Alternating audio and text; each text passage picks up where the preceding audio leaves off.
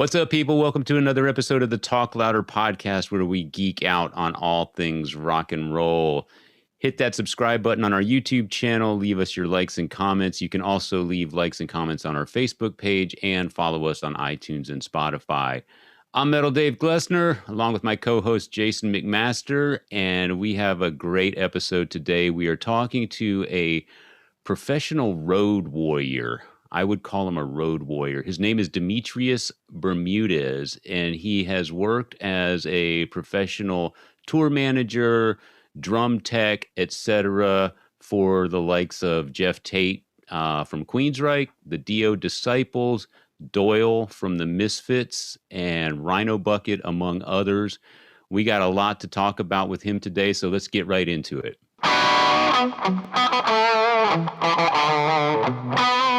Please welcome our guest, Demetrius Bermudez, today. Hey, how's it going, everybody? Friends and colleagues know him as Deme. We're going to call him Deme today. How are you, man? Thanks for joining us. I'm great. Thanks for having me. Absolutely. I'm excited. Absolutely. So you and Jason have a little bit of history. Tell us how you guys first met.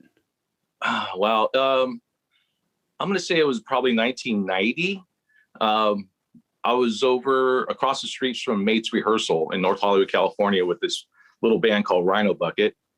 And they were rehearsing across the street. And I think it was Mark, the drummer, was outside. And I went over there, started talking with him and everything like that. And then I gave him a tape that we had. It was like live on the Sunset Strip or live at the Coconut Teaser or something like that.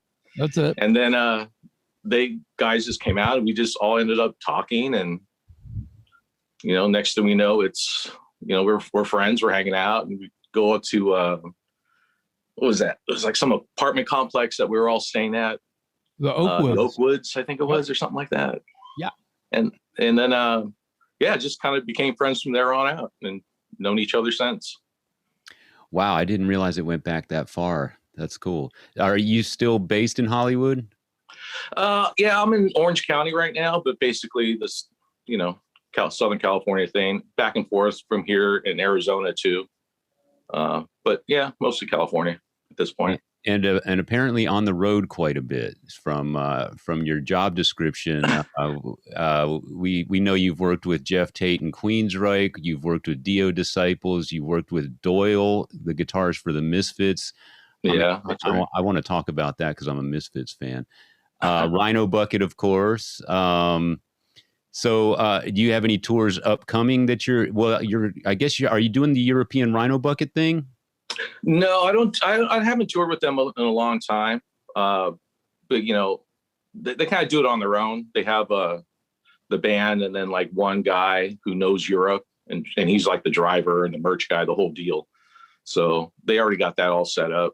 But right now I'm talking with Wendy Dio, and we're looking into doing the whole hologram LED thing and stuff like that. So for another, I think we're looking at around April or May at 2022. Let's dig into that whole thing for a second. So the Dio's Disciples, the version that I saw was pre-hologram, and you had two singers. It was Mark Bowles and Oni Logan. Oh, okay. Yeah, that was a different version. The main one that we have now is with Tim Ripper Owens and Oni Logan.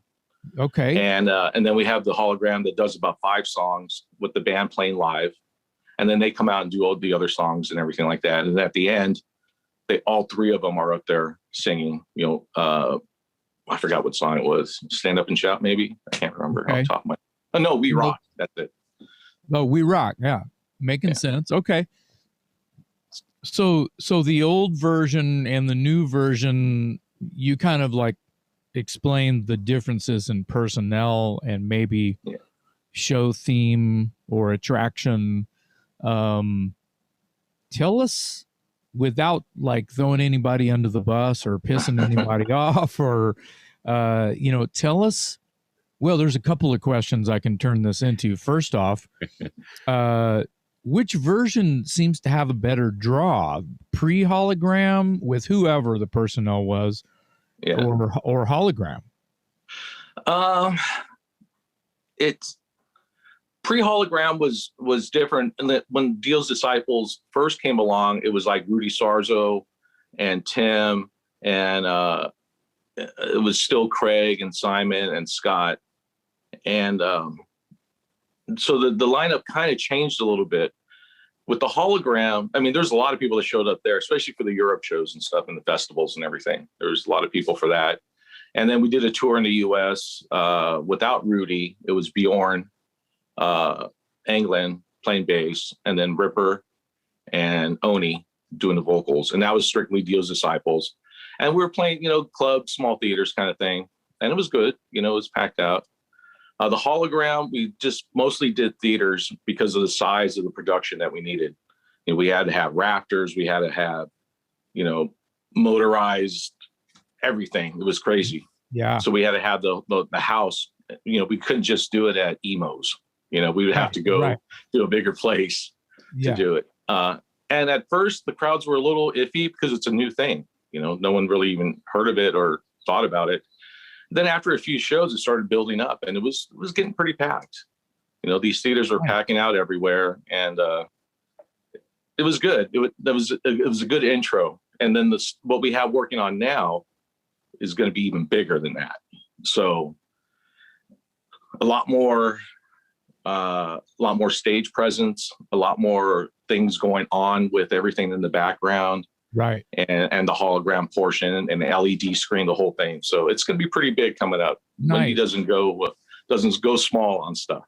So. Right. I think that much in the way some of the Queen production, not to compare it, I'm not saying, Queen ripped you off, Deme. I'm not saying that. I'm not saying that, and I'm definitely not going to say you ripped off Queen.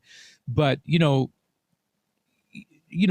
groups that have the fallen guy that will never die, no matter what. I don't care if you have videos rolling the whole time or a hologram in this case or whatever. Dio's one of these guys that's never going to die. He's going to live forever because of the impact.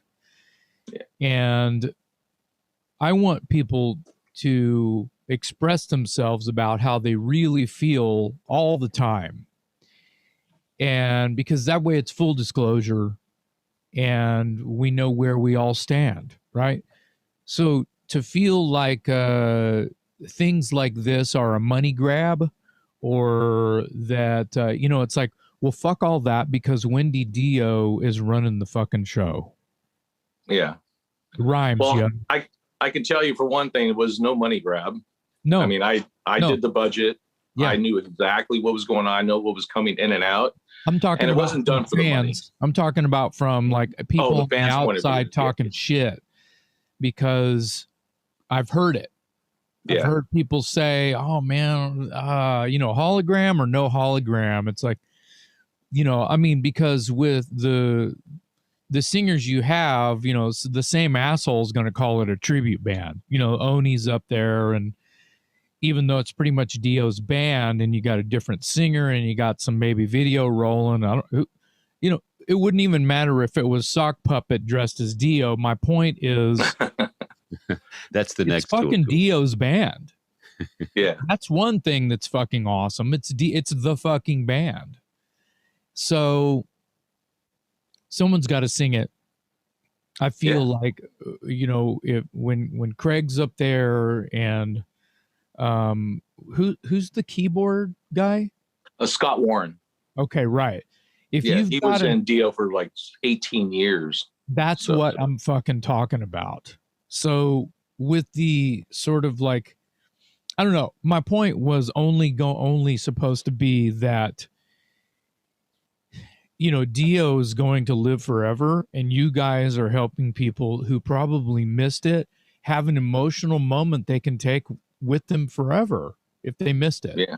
And I feel like it's going to have a production value no matter what. It doesn't matter what naysayer, or I'll just say asshole, has issues with that, or just, oh, it's a fucking tribute band. I don't think it's a tribute band.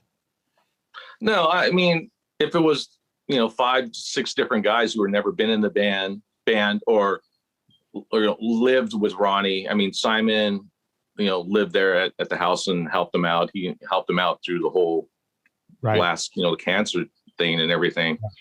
And those guys knew Ronnie big time. I mean, I've met him quite a few times and he was great.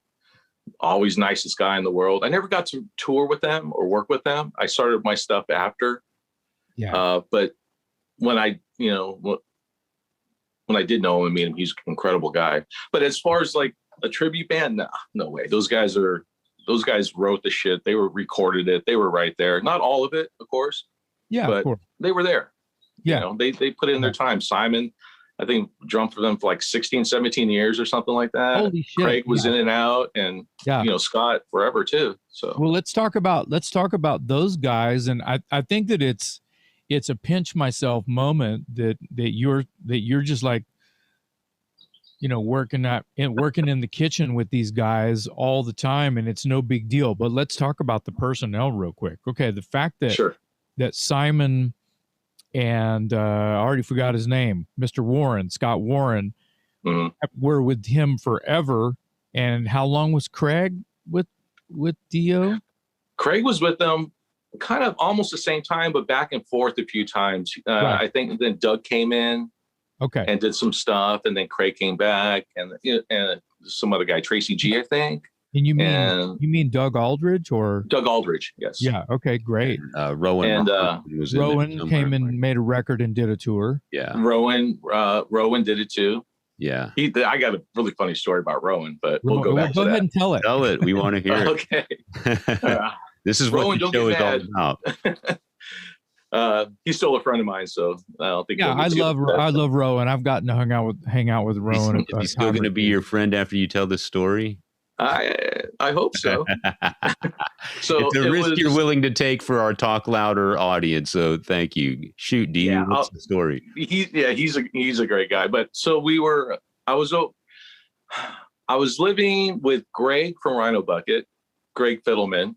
Yeah. And we had a party, and Greg and George, the guys from Rhino Bucket, were there, and a bunch of other people and stuff.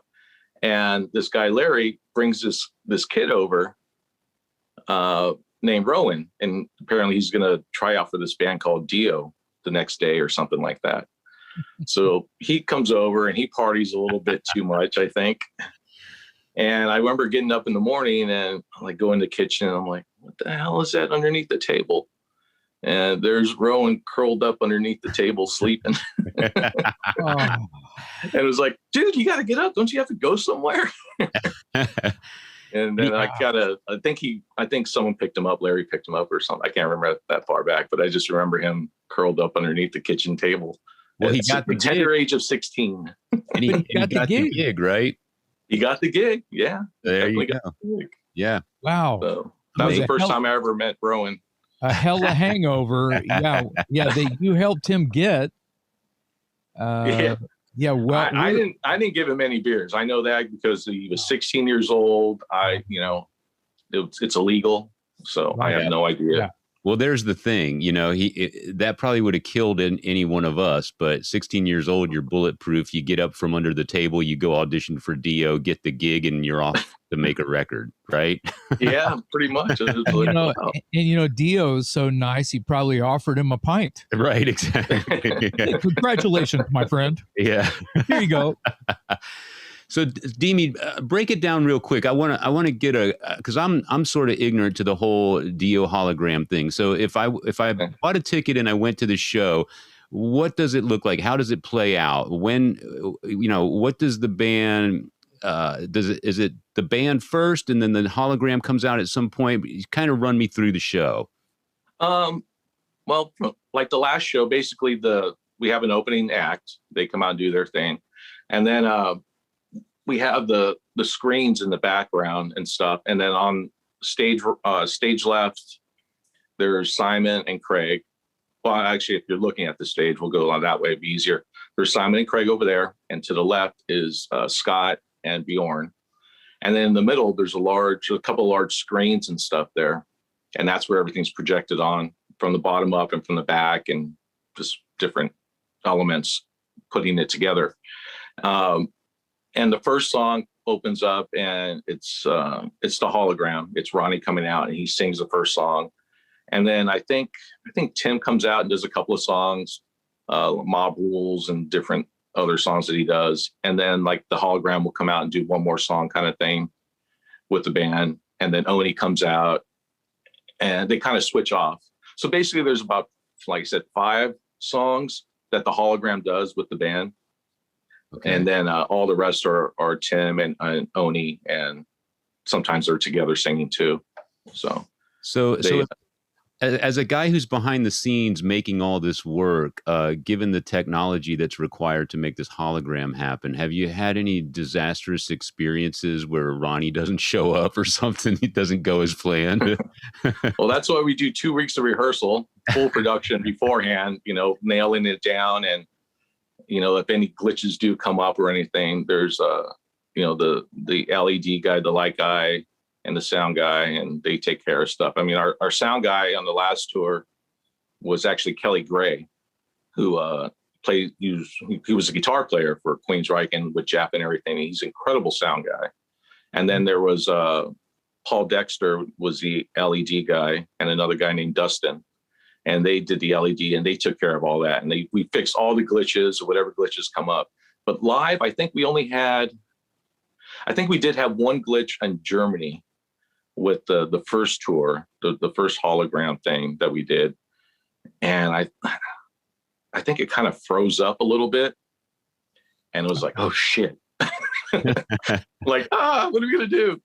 And then they got figured out and everything, and it all got put back together. The musicians are obviously straight on. They're continuing, and they made it work. It popped back, got it all back together, and boom. It was just a quick glitch, but that 5 seconds seemed like an eternity. It was like, oh God, what are we going to do now? This is it. I bet. So, the interesting thing about, that side of the production, and I have some questions about it. So the hologram, the audio track for the hologram is just like an input on a fader on the mixer, right? Yeah. It's basically left and right, and a here's hologram. Ronnie. I can turn Ronnie up. I can turn Ronnie down. Right? Okay. Just like and it starts else. off. Yeah. Basically, and it starts off with like with the click, because it's got to sync up right, and that's where Simon comes in, and he's got it. I'm sitting next to him. He's got to say, "I'm ready." Then I trigger this, and Simon's got an earbud with a click, right? Yeah, it's a quick 4 count. Yep. And then boom, the band jumps right into it, because if you're off, you're off. There's no catching up with it. That's all on Simon. So Simon gets the dirty looks if he's not on that click. Well, he's an okay drummer. I mean, he's not too bad. Well, I would say he's not, not too shabby of a drummer. We got to get him as a friend, but no. We got to get him on here because he's a pretty special personality. Guy could get along with a rattlesnake. Oh, he's great. He's one of my best friends. Him and George are like my best friends that I've known forever.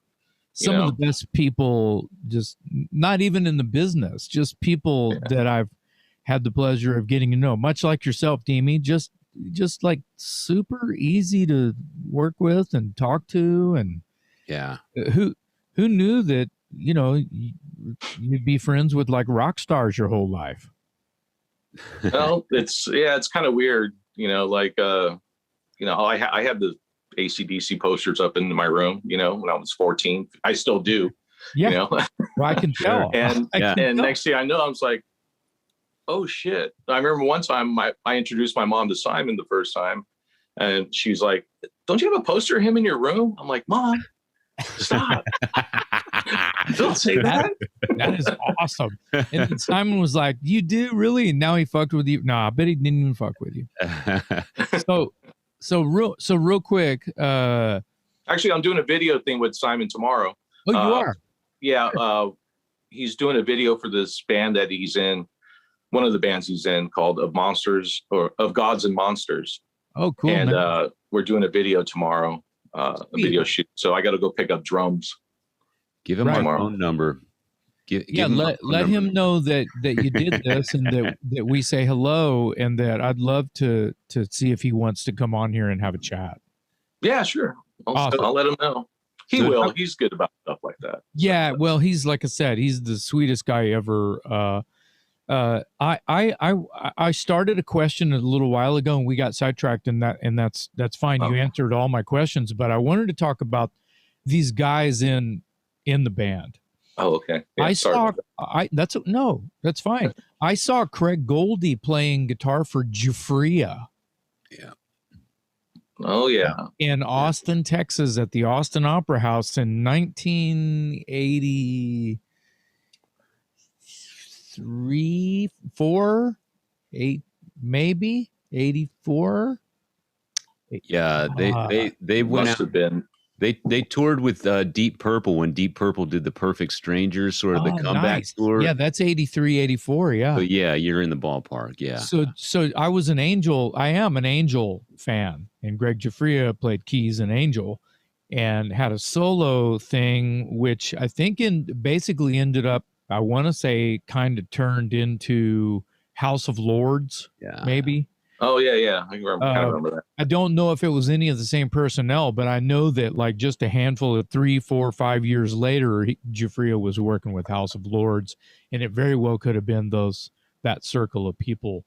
I honestly don't remember who the singer was in Jafria. I was just there because, it was a show and I had a ticket. I don't remember being excited I didn't remember them having a hit or anything. I think he had blonde hair and it was like really big. David Glenn Isley. Wow. How do you know? Is that who it was? Wow. Okay. How do you know that? I'm a nerd. I love you, nerd. So I remember the show being pretty good, but they played for no one. It was like me and my friends. And I've done a couple of those. Yeah. Well, it happens sometimes. There could have been something else going on that night. It could have maybe, I don't know. They bit off more than they could chew with the Opera House because the place holds, Wow, it's a big place. 1,000 people, 1,200 people or something. Anyway, so Craig Goldie, I don't know what he was doing before Jufria, but that was the first time I saw him play guitar. Yeah. And then the next thing you know, I see him in Dio. I was like, hey, I've seen that guy play with Jufria. So he's got all this background. Yeah. Simon I don't even know Simon before AC/DC.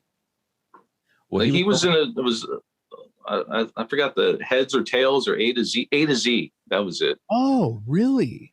Yeah. I was shocked to find out that he got the AC/DC gig when he was like 19 or 20 years old. So yeah, he basically went from high school to AC/DC, which is insane. Yeah. You know what I mean? Well, you just said it. It's A to Z on a dime. He went A to Z. There was no B, C, D, E. He went A, Z. Yeah, exactly. So, he'll tell you that story of how he got it. I've heard it a million times, and it's a great story. I'm sure other people have heard it, but when you have him on, he'll definitely dive more into it. It's very, very, very cool story about how it went down, and it sounds so nonchalant. We'll let him tell the story. But A to Z, that's a new wave of British heavy metal band, right? That's kind of right? Isn't that a British band? It was funny. My brother, Keith, he came up to me and he goes, look what I got at the record store. And he had an A to Z. He bought it there. It was like, not a 45, but a little bit bigger. It was like an EP. A 10-inch? Yeah, it was like a 10-inch, a big 10-inch. Yeah. He brought me. And it was kind of funny. I'm like, holy shit. He's like, yeah, I saw it. I had to pick it up. And I go, I've never seen one. I guess it was just like an import thing. So I think A to Z was actually on some really cool, weird, heavy metal heroes or like compilation albums of when the new wave of British heavy metal, like,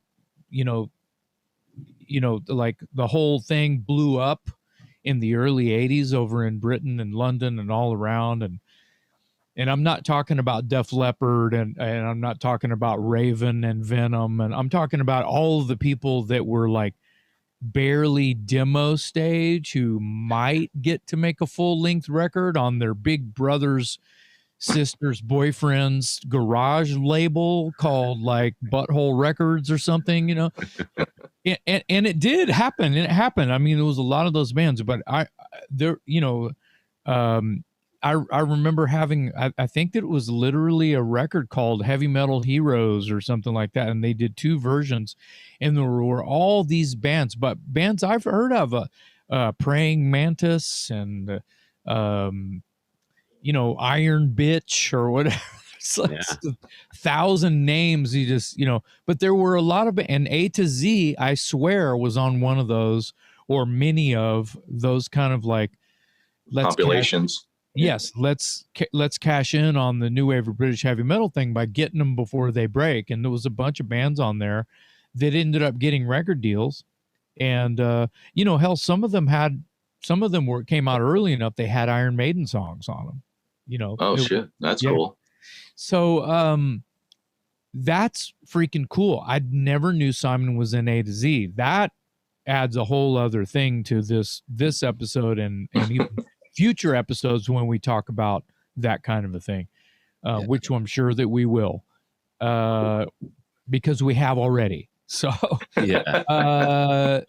now, bass player. Yeah. Let's talk about the bass player in current, and then maybe who went. Bjorn England. Yeah, let's talk. Where's he from? Sweden. Okay, I know that. He's been in LA for a long time. I don't know how long. Like with a name actually, like he was in Quiet Riot at one point. Okay, with a name like Bjorn, Bjorn, you just think, I don't know, is he from Lubbock? Lubbock. I'm kidding. Well, I was thinking more Live Oak near Houston. But yeah, from the South. Yeah, he's from the South. But no, he's he's been in a whole bunch of bands and plays all the time, and that's what he does. He's just a bass player, and I'm not quite sure how he got the gig with Disciples. He was just there all of a sudden, and I'm like, oh, okay. And he's great. He's a great friend also, and he's a great player. He has his bass and his endorsements, and plays everywhere. He's session guy, pro bass player, and it doesn't matter if Dave or I have never heard of him before. It doesn't fucking matter. Yeah. So that's amazing. So I think that's everyone in the lineup. Oni Logan, let's talk about him. People might know him from Lynch Mob. Yeah. Lynch Mob. Huh. Yeah. I don't know that. Yeah, that's where I know him from. Don't make me sing the song. You know the song. That's where Oni's a great guy. He's a great singer. He's he's fun to be around with. He's another buddy, another friend, and that's the cool thing about going on tour with these guys. They're all friends. Where we all get along really well, and sometimes they're assholes, but everybody is. And then you just deal with it. But they're great people. They all got good hearts. That's the whole thing. And like Craig, going back to Craig Goldie, he's got the biggest heart in the world. I mean, he is the nicest guy. He'll bring you up when you're down, and he's done that with me a couple of times. Like, I'm just like shaking my head going, what the hell are we going to do? And he's like, hey, it's all right. Just talk. And he's totally cool about that. He's a great person. And Oni's a great person too. I love talking with him and hanging out with him. And then there's Ripper. He's a great guy. He's funny as hell. Tim is like one of the funniest guys I know. He's crazy. Wow. Yeah. I would love to talk to Tim one day, because it's kind of like his story is like the great American dream, right? Yeah. So it's pretty amazing. It would be really cool to meet and talk to him for 5 minutes. Does the Dio show cover Ronnie's entire career, or does it focus strictly on the solo material? No, it does Rainbow, Black Sabbath, the solo stuff. Okay, good. All right. Yeah, it covers all of it. And we do Stargazer in there. Awesome. Mob Rules. What else? I can't remember all the set lists. Heaven and Hell. Heaven and Hell. You like my shirt? I'm wearing the shirt. Oh yeah. Yeah. Oh, that's the live one, right? Is that from the live album? Well, it has tour dates on the back. This is this would have been the last, I think, world tour that they did. Oh, that Heaven and Hell did. Okay, yeah. Before Ozzy's wife had something to do with, that stuff. We won't give her any lip service here. Yeah. So, but yeah, those guys are great. I mean, that's pretty much covers the band and some of the crew. I guess there's the crew's the important part too, guys. You know that. Yeah. Well, that's one of the reasons you're here is like, you're making it happen. Dave, did you have a question? No, I just wanted to know one last thing on the Dio thing, because I want to get on to some of Deme's other career highlights and tours and whatnot. But regarding the hologram, so how do you prepare for a tour like that? Obviously, the hologram brings a whole new component to the stage, performance. So what are some of the logistics that you have to consider? You talked earlier about the venue has to be a certain size. Just kind of let people know what are some of the other considerations that you have to factor into taking something like this out on the road. Well, definitely the venue has a lot to do with it. We have to be able to hang the LED lights. Basically, they're like a bunch of 4x4 pieces of LED put together, and then they all have to get raised up by four motors on a truss, and that truss has that has to be able to hold the weight. Most are, but there's some times where we had to use actually a genie lift to bring them in there, like a forklift kind of thing, for it to hold up, because the venue didn't have the correct weight capacity for it. So the LED panels that you're talking about, when they're all hooked up together, you're basically creating a giant turbotron. Basically, yeah. And that's all lifted up, and then it's projected from the bottom up into it, along with the LEDs for the other visionary parts of the screen. It's not all hologram, just he is, but the LED part of it is like the background with the dragons and the horses and the castles and all that kind of stuff. Well, you can't have a show without all that stuff. Oh yeah, well, not a Dio. Exactly. So, yeah, not a Dio show. But usually our load-ins at 8 a.m. in the morning, and it takes all that time to set up, along with the whole stage and everything. We usually go from 8 a.m., take a quick lunch for about 10 minutes at noon, and then sound check usually starts around 3 or 4. So all that is setup time. Wow. And then doors are usually at 7. After sound check, doors at 7, show at 8. We end at 9:30, quarter to 10, and then we got to be out of there by 2. So that gives us 6 hours to get to our next city for an 8 o'clock load in again. Wow. So going from like, say, what was it, Houston to Dallas or something like that. It's like 3 hours. Yeah. So that gives a couple of hours to sleep, and try to recoup, and then boom, 8 o'clock, first person in, open up the doors, let's go. Let me ask you let me just ask you a plain question. So the fact that you don't get much sleep, is it a tough job? Huh? What? Is it a tough job, because of the lack of sleep? I mean, the work that everyone has to do, if you put it in a bucket, is it a tough job? Because, I mean, whose job on the cruise who has the hardest work? Who has to break a sweat more than you? Well, besides me, I hire a really good guy named Lee Hollister. He is my stage manager. He knows everything, a lot more than I do sometimes, probably all the time, but he's really good. I trust him with everything. Everybody likes him. He's a great guy. He's a strong crew guy. And I worked with him. I met him when I first started with Jeff Tate. I first met this guy, and I was like, fuck, this guy's awesome. Nice. And so every time I do a tour, I try to hire him if he's available. You know, he's in high demand, but yeah, he's a good guy, and So he helps me out a lot.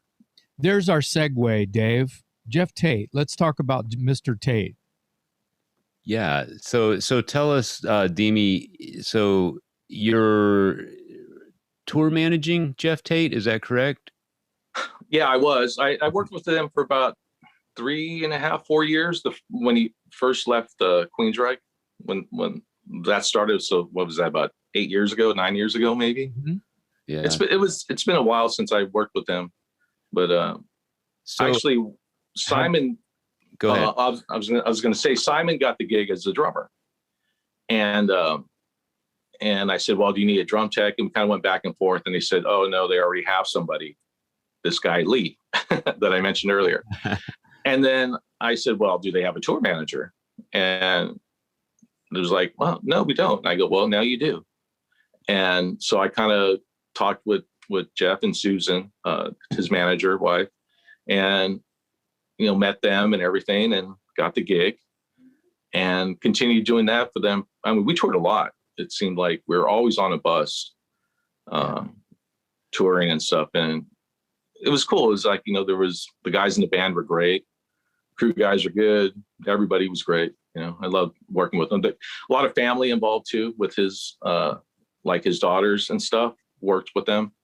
Okay. In the business and everything. And that was cool. You know, it was I had a good time. I had a great time with everybody. Bass player in that band is John Moyer. Is that correct? Well, what happened was, first it was Rudy Sarzo when he was playing bass for that tour, and we were doing a show out in California, and Rudy's always in there somewhere. Rudy's everywhere. Yeah. And so is Simon. Rudy and Simon are everywhere. Yeah. It's crazy. Yeah. And there was a gig in California that couldn't be done. Rudy couldn't do it. There was some kind of thing there. I don't want to get into it really. No. Nothing bad. It was just didn't work out logistically. And so they had to fly John Moyer in. And that's when I first met him there, and he played a show. And then it was just like a fly-in thing for the first time. And then Rudy jumped back on. And then I think a couple of tours later, John joined again, or maybe the next tour. I can't remember. But he joined, and he was on tour with us. And that's when I met him also. Nice guy, great guy. You guys know him a lot. Yeah. So Yeah.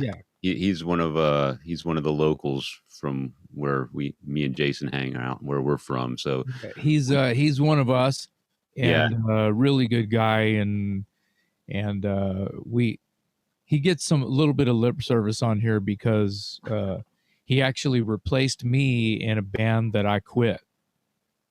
Yeah. Oh, really? I didn't know that. Yeah. I was in the band Union Underground for 2 years, and I was leaving, and the Union Underground guys were like, well, who, plays with a bass with a pick and a pedal board and makes, crazy monster sounds and can sing and blah.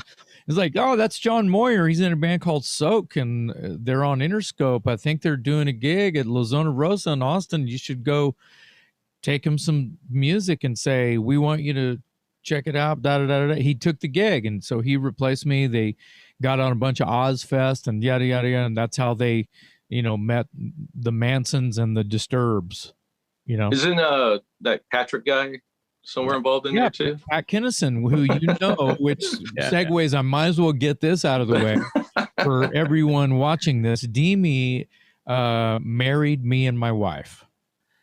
Yeah, that's right. That was awesome. I'm looking at the certificate on my wall right now, and Deme's fucking autograph is on it. So, Deme, what is your title in that capacity as someone who big buddy? Big buddy did us a favor. Yeah. Jason called me up and he goes, we were just small talking, and he's all, I'm going to be out in LA. I'm like, oh, cool. And he's all, oh, and can you marry me and Kate? I'm like, what do you mean?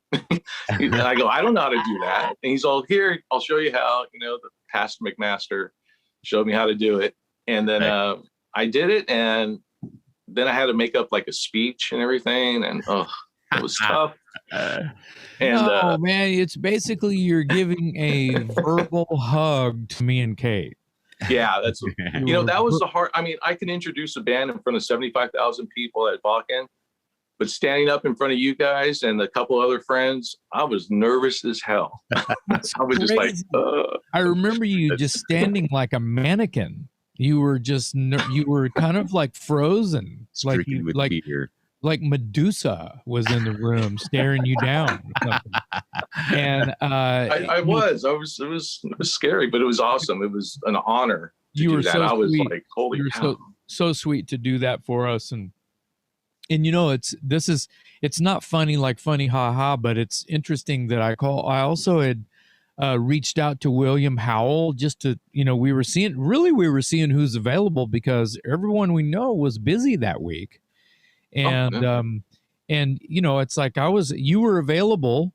So, we didn't really have a first choice or a second choice. It was kind of like, well, we'll take just anybody. Get anybody. Deme, you'll work. Get your ass in here. And you I don't live too far away. Sure, sounds good. You really weren't even that reluctant. If I remember right, you were like, wait a minute, how does that work? And then, okay, I guess. So, it's kind of nonchalantly doing me a big buddy favor, Yeah. But William Howell, I had talked to him about it, and he acted more scared than you ever acted.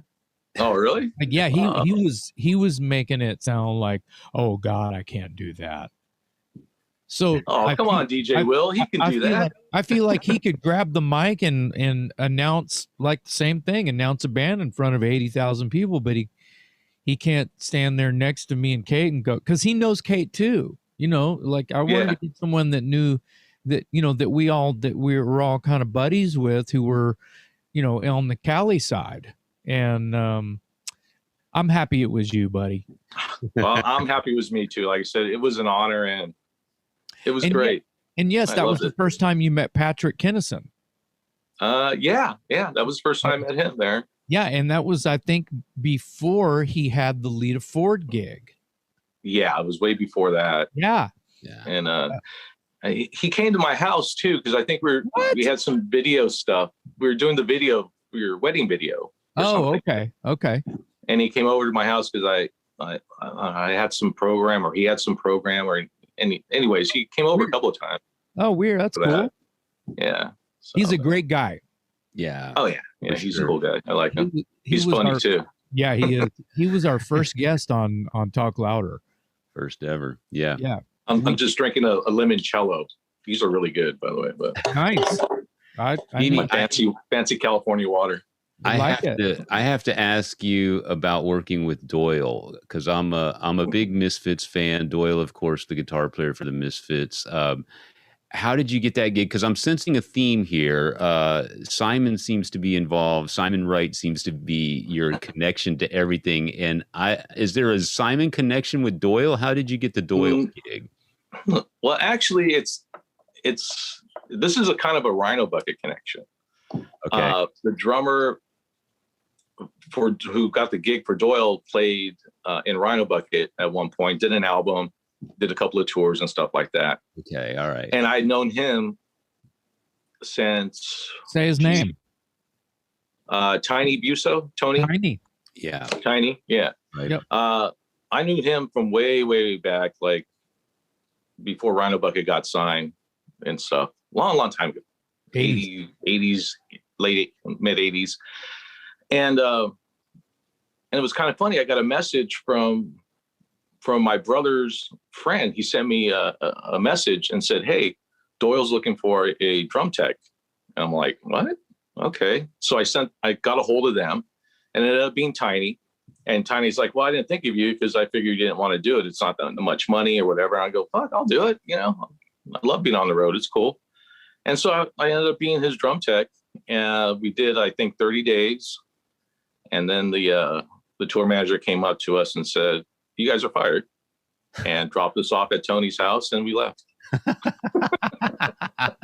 That's pretty glamorous. Well, I don't know I don't know what happened. I mean, I don't know, but they figured it was a package deal. If they're going to fire the drummer, I'm gone too. Yeah. Yeah. So I'm like, okay, well, that was fun. I mean, Doyle was cool. I didn't really talk to him much. I mean, we were in like the same kind of small bus or whatever it was.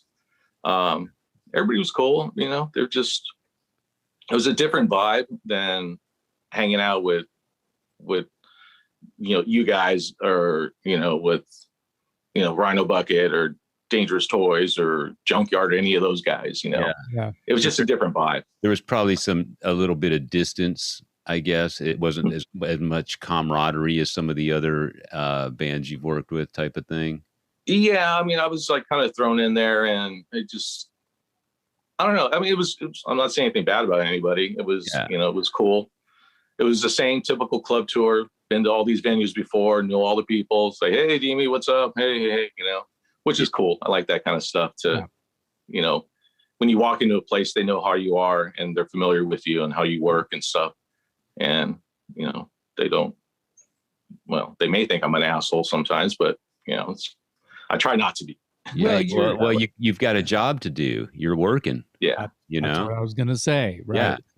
So if something's not right and you're walking in trying to fix it and they're not in the mood to help you fix what's not right, you're not an asshole. You're trying to get shit done.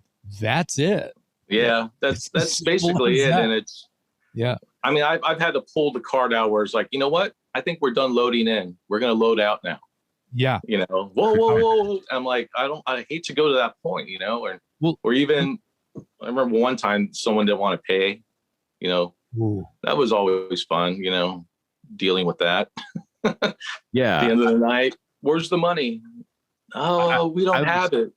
I was gonna ask you. I mean, doing what you do is a difficult enough job without any, extracurricular bullshit thrown into it. But I'm sure you've had to deal with plenty of extracurricular bullshit. So, yeah, what are Can you tell us a story about something similar to that, not getting paid, or the venues being uncooperative, or there rowdy fans after the gig, or being obnoxious trying to hang out with the band or anything? What's the dirty side of what you do? Geez. Well, with the Dio stuff, all them, they're bigger, and the venues are bigger. You're dealing with Live Nation, and AEG and stuff like that. So, and there's really not much bullshit with them. They get the money, everything's fine like that. The venues know because they're under contract with them, so they don't want to screw up either. Right. But some of the smaller gigs, I've had trouble one time that like they only wanted to give me half, and I'm like, that's not going to work. I needed all this and that. You go back and forth, and the guy's just kind of like, you know what, fuck you. I'm not going to give you any more money, and this is it. And then I look over and I said, this. I don't know why I said this, but I did, and I said, yeah, I saw that BMW. How much is that window going to cost? What? And the guy looked at me and says, okay, here you go. And went in and pulled out some more money. And I was like, I can't believe I had to say that. I mean, that's not me at all. But no, it can be me, though. So. Yeah. So you've had to pull some soprano shit from time to time. Not often. That's probably like the most I've ever did or said, but most of the places, they're pretty cool about it. They deal with it.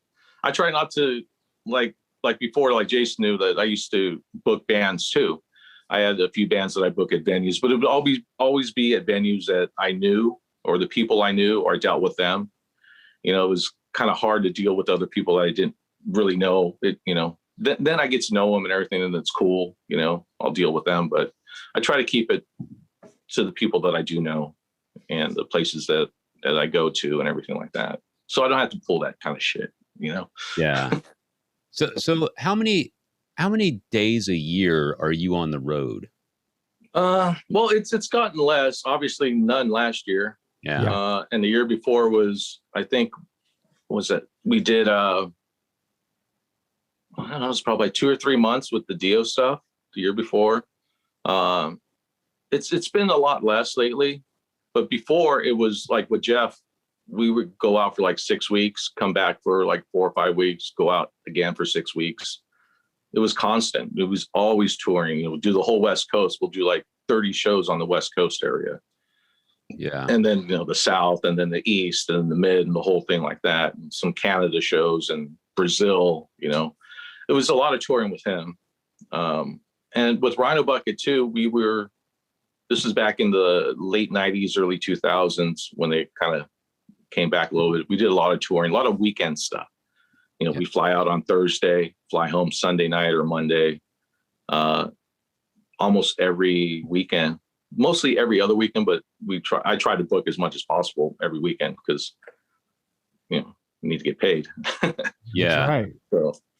So but what out of the year, probably about like 4 or 5 months, maybe on the average. All right. So close to half the year, you're living out of a suitcase, basically. Yeah. And a bunk. Yeah. If you're lucky, right? I gotta have a bunk now. I can't do these van tours. Ugh. Yeah, well, I'll do them, but we were talking a bit about DOYLE a moment ago, and when he came to Austin 2 or 3 years ago, I went out to the show, and I had reviewed his album for my website or something, and they invited me to come hang out on his. It was actually an RV. Or, they weren't even on a bus. It was an RV. And I've seen bands that do that. And, a lot of times people think that if the name is recognized, if the person is quote unquote famous, that they're automatically on a tour bus. And I mean, he was, getting by in an RV, and by the time you factor in the band and the crew, and I'm like, how many people are rolling down the highway in this thing, yeah. So yeah, there's that side of it too, I guess. So if you have a bunk, I assume you're on a bus, and life is pretty good, I guess, but it could be worse, right? It has been worse. I mean, Jason knows 5 in a van, 6 in a van, Yeah. Try to get the nice passenger seat. Yeah. Right. Yeah, so how did you turn into a human question mark? Yeah. You're like you're trying to put a 6-foot body on a 4-foot bench. It doesn't work. Right. So how did you get into this line of work? I was 16 years old. I had a 71 Chevy Nova, and a friend of mine said, "Hey, I'm doing a gig at the Troubadour. Can you give me a ride?" And will this Marshall cabinet fit in the back of your truck?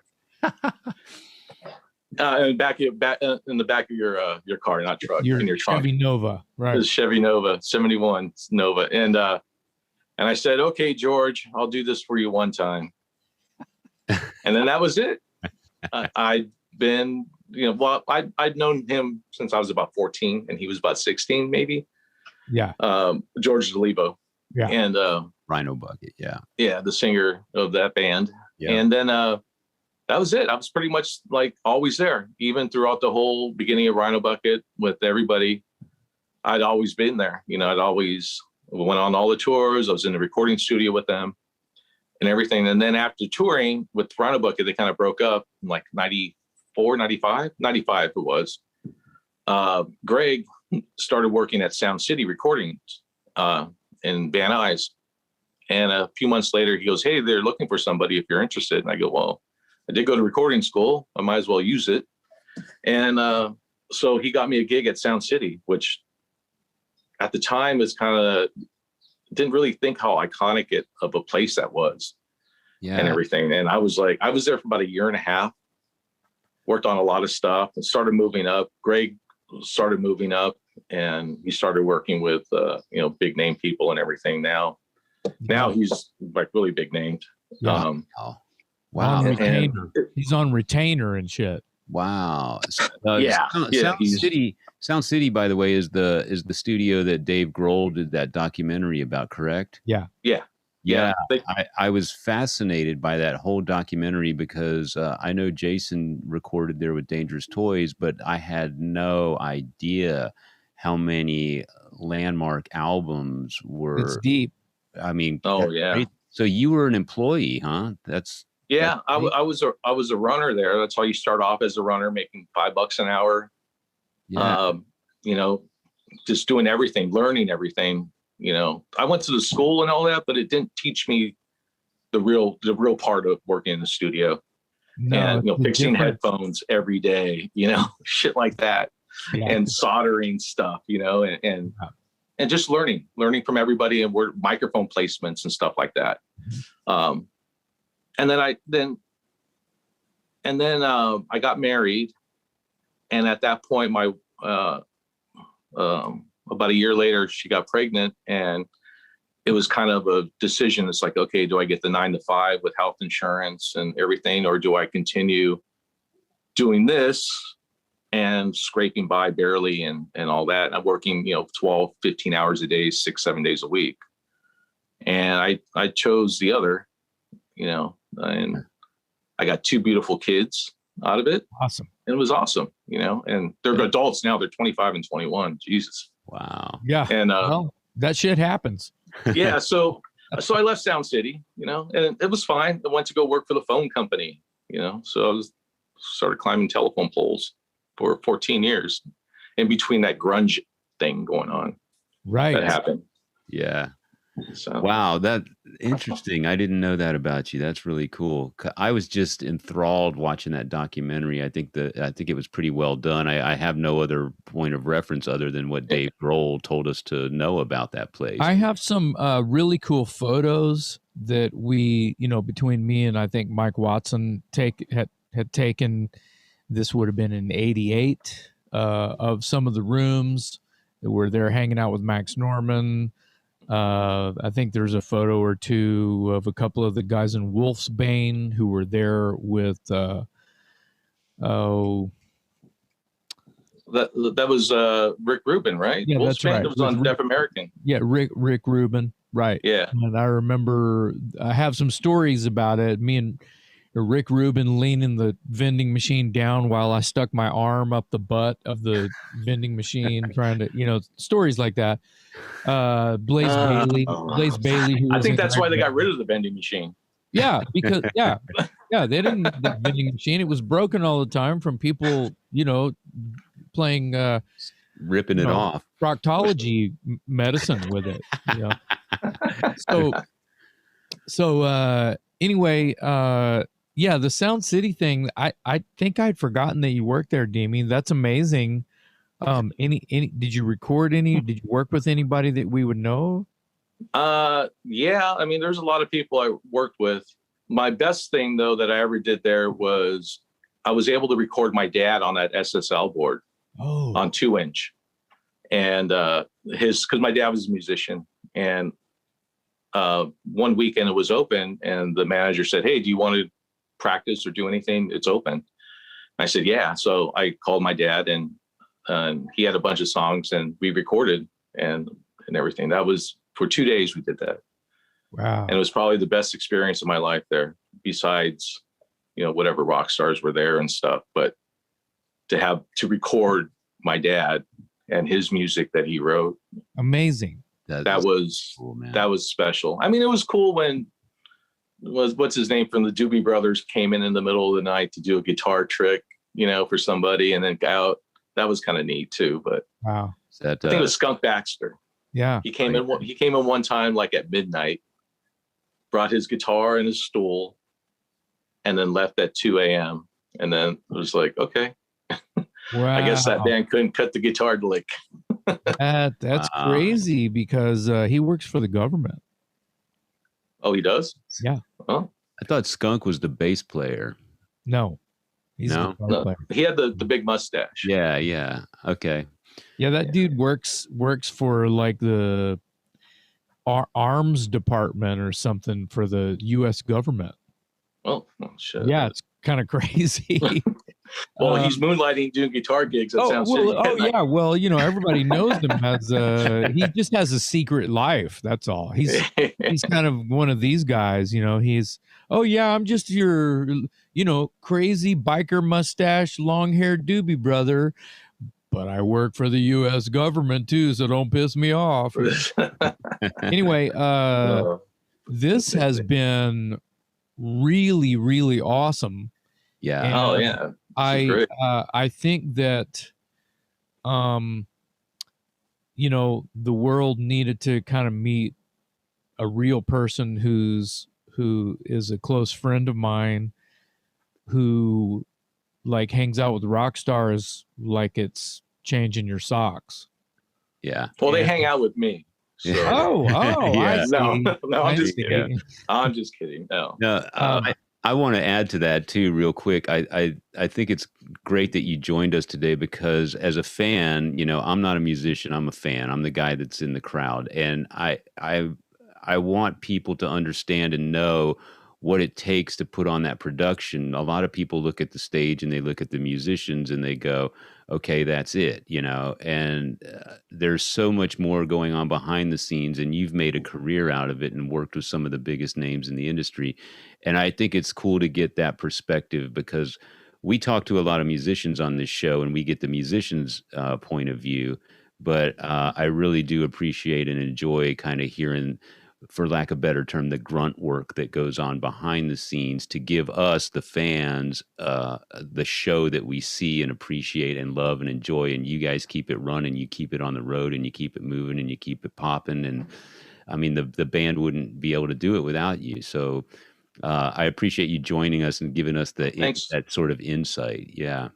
Yeah. That's appreciate the words, man. That's awesome. You know, and all the guys that I work with and stuff, I love them all. They're all great.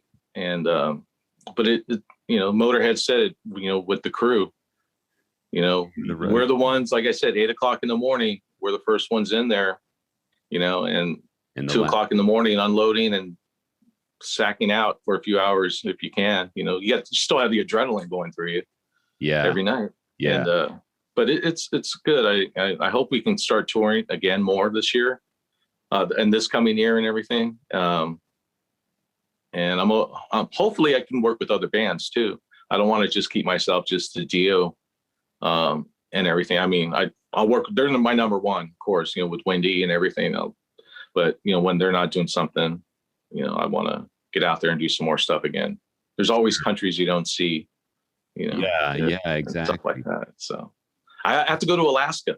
That's my next one. I haven't never been to Alaska. So I was just going to ask what's on your bucket list of places to visit. Not that you have a lot of free time to go play tourist or whatever, but in your travels, I imagine you've seen, you know, obviously most of the United States and probably some foreign countries in that, you know. So I was going to ask you what's out there on the globe that you haven't hit yet that you'd like to. Australia, definitely. Yeah. I want to go there. Hopefully something can be done. I think there's only like 7 or 8 places you can really play there though. Yeah. So it's got to be like open a week. Probably Australia's my number one. I just want to go there and I want to spend some time there. I just don't want to go into a venue, to the hotel and on a plane. You know, I want to look at it and actually check it out and fill up my iPhone full of pictures. Sure. Yeah. Because who knows when you'll get back there, right? Exactly. Yeah. Yeah. So that's my bucket list, probably Australia. Yeah.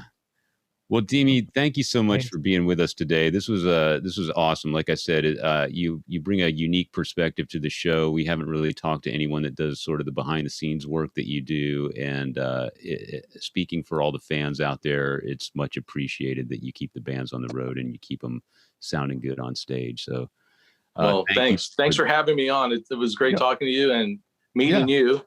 And I haven't talked to Jason in a long time too. So hopefully get together and talk. I'm just glad that you know, you and our people are surviving the mess. Yeah. And, we're all learning how to coexist with ourselves. You know, there's a lot of people who are kind of down in the dumps. You know, this whole weird time has taken a big toll, and it's just great to see, you know, a lot of my friends smiling and ready to put their boots back on. So it's one of the reasons. Yeah, that's right. One of the reasons I wanted to have you on here, I think that, you know, and I've said this before and Dave can back me up. I've actually called wanted to call some of our episodes, I just call it name droppers, you know, because there's a little bit of name dropping going on in this show all the time. But see, in talk on the Talk Louder podcast, we don't always have guests. We're on a roll right now because we're able to actually line them up and knock them down. See what I did there? Yeah. But thank you, Bon Scott. But the idea of, you know, the show was not necessarily to have guests. It was basically me and Dave to nerd out and talk shit and you know, like Chris Farley meets Paul McCartney kind of. Remember that time you wrote that song, She Loves You? Man, that was awesome. And then, you know, awesome. 3 hours later, you know, it's like, oh, I guess we're done with this episode, you know. But, you know, I wanted Deme to come on here and do some name dropping with me and Dave.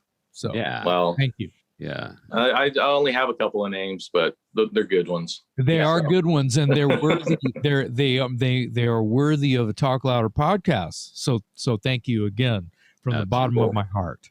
Absolutely. You got it, man. I think I have 10% left on my phone, unfortunately. Shit. So I hope it doesn't go out.